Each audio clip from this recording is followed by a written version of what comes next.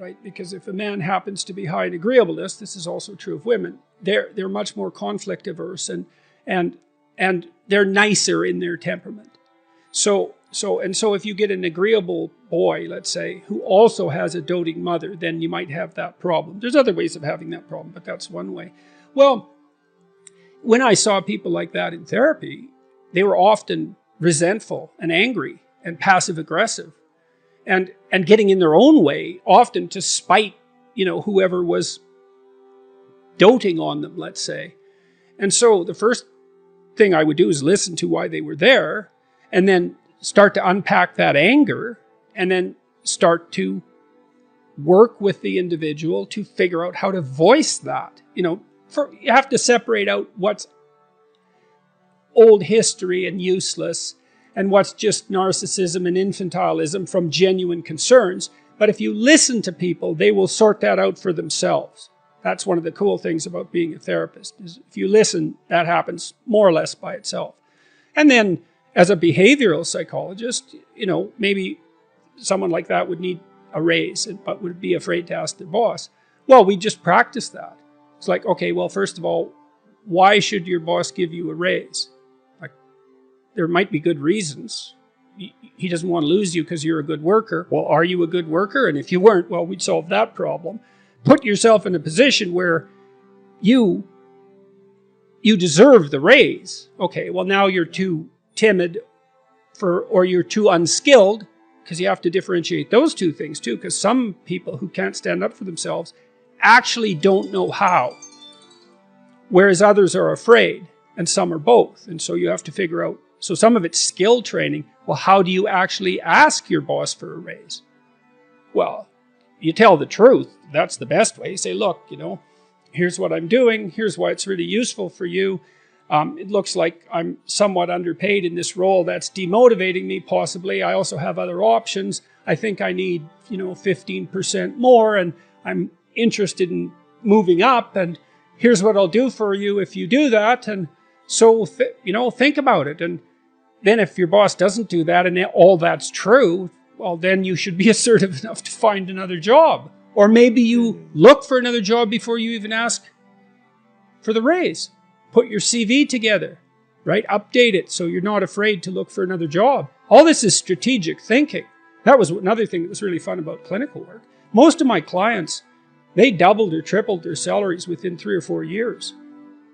They worked at it. This wasn't nothing. This was major league strategic planning. And that was true for women and men, and that's very fun to watch that happen. Think clearly about it, right? And get your act together, and you got to see what's getting in your way. So maybe you're afraid to ask your boss for a raise because if he says no, you'd have to look for a job, and you don't have your resume or CV updated. And the reason you don't have it updated is because you're embarrassed about the lacks in it, and you don't want to face the lacks because then you'd have to see how you didn't get educated properly because you were useless, and you'd have to take steps to rectify that. And it's a real mess down there, right? The reasons you're not asking. So we'd lay that all out and then say, well, you're embarrassed about your resume. Well, update it and let's take a look at it.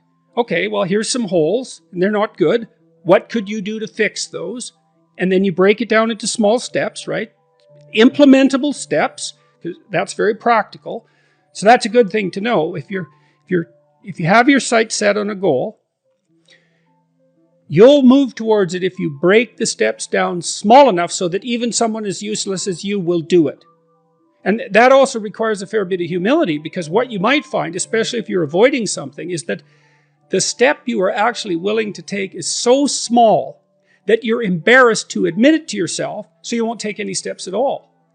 Well, that's completely counterproductive. And the reason that's not proper thinking, let's say, or productive thinking, is that, well, small steps get bigger real fast.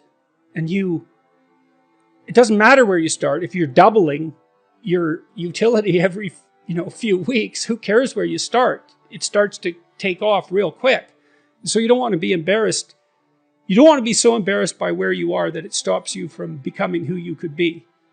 And that's tough. It can be that's real tough. I'm not making light of that. I see exactly why people avoid, but it's not a good solution. So for assertiveness, that's what you do. And maybe you practice People, maybe they're afraid to, ask a woman for her phone number. And so you practice that. And then you use exposure training. It's like, well, go out and practice that. Say hi to a pretty woman when you pass her on the street. That's your task for this week. And see how you do. See how you respond. See if you can do that. See if you avoid. And if you do avoid, see what you're thinking when you avoid. And see if you made eye contact. And if you were standing up reasonably straight, like a reasonable human being. And we'd practice these tiny things because they are not tiny, man. You wouldn't believe how many people don't have friends because they don't know how to introduce themselves and shake hands.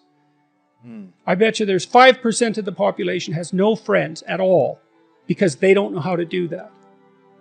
Wow. It's really sad. It is. It's extremely sad. And I see it all the time. And I love what you talked about, being proactive about, going over your fears, because I think for a lot of nice guys is the fear of rejection, the fear of failure is such a crippling thing which is why they either, disappear into the shadows or just be extremely agreeable. So yeah, well, here's a cure for that, man. It's like, do you want the horror of failure or the certainty of failure? The horror of potential failure or the certainty of failure? Because if you don't do this, you will fail. Now, it'll be put off, but it will absolutely happen. And so that fear, I understand why that stops people. It's no joke to be rejected. And it's going to happen while you practice. And it's a real fear. But you're deluding yourself by thinking that there's a no fear option. There's just a delayed fear option. Right? Because if you don't get this right, well, you're going to fail for sure. And then you're going to be miserable and vindictive and bitter and anxiety ridden. And you're going to cause trouble for yourself. And you're going to take it out on women and other men. And that's an ugly path, man. And so I see why you're afraid, but you should be way more afraid of that. And that's a nice way to help people get their thinking straight about fear. It's like no zero fear path. If you're afraid of male power, let's say, crippling them is one solution. Yeah. Now, it's not a good solution. And that's going to happen if you think of the patriarchy as a tyrant. And look, there's reasons to think that, So, I was watching this movie, King Arthur, by Guy Ritchie, and when the new king, young King Arthur, takes his sword, he has flashbacks to his evil uncle killing his father. And it's so terrible that he can't hold on to the sword. And I thought, well, what's Richie doing there? That's the case for all of us, isn't it? Because when we look into the past and we see our evil uncles, it's just a complete bloody catastrophic mess, isn't it? Slavery and genocide and war and oppression and that's on all of us, isn't it? And it's always lurking there in the background. And so is that male power? Well, yes, in some ways. I mean, if you don't give a man a sword, he can't use a sword, right? So not giving him a sword is one way of making sure he's peaceful, but it's not the optimal way. And besides, if you cripple men, they become far more dangerous.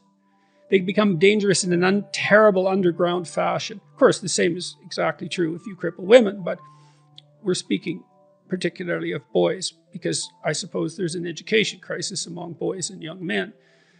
Well, you want to encourage that power because it's actually a tremendous force for good if it's brought under control. And so, but that's a hard thing to get right. And it also requires a lot of trust and work on the part of women because they want to, it's like Beauty and the Beast, right? Because Beauty entices that beast who's real, but uncivilized and dangerous. She sort of entices him into becoming fully developed. And that's what a woman has to do when she, has that work project that she marries or has a long-term relationship with. But it's much better to encourage with faith and trust. And I've been trying to puzzle out, especially in my lecture tour recently, what the antithesis to power is, or to the will to power, let's say, in terms of arbitrary compulsion. And it's something like the spirit of free and voluntary play. And that's a wonderful thing to know. It's so optimistic. You guys were talking about optimism earlier, so imagine this, is that if you structure your relations optimally, and I mean optimally, with yourself, with your intimate partner, with your family, with your community, the highest level of attainment of that structuring is the manifestation of the spirit of voluntary play. And that's so lovely because there's nothing better than playing, fundamentally.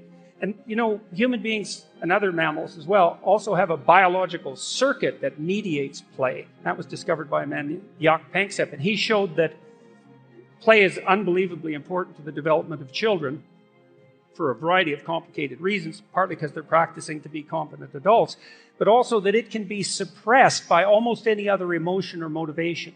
So your kids can't really play if they're hungry or tired or wet or upset. The same would apply within your relationship. If there's stresses and tensions, the play disappears. But if you optimize the relationship and the circumstance, then the spirit of play can manifest itself. And I would also say that's also the fundamental purpose of fathers in some sense, is to imagine that paradise, that's a walled garden. That's what paradise means. So it's walls, structure, and then the garden inside is nature, and a nature that's tended. The masculine role in child rearing is something like the erection of the walls so that play can manifest itself within the walls. And that's a real good combination of security, because that's what the walls are for, but then the kind of freedom that allows for untrammeled development to occur in the most positive possible sense. And so I would say that those of us who are standing against the radicals who insist that the only human motivation is power can oppose that in part by putting forward the observation that the proper antithesis to that is the spirit of voluntary play.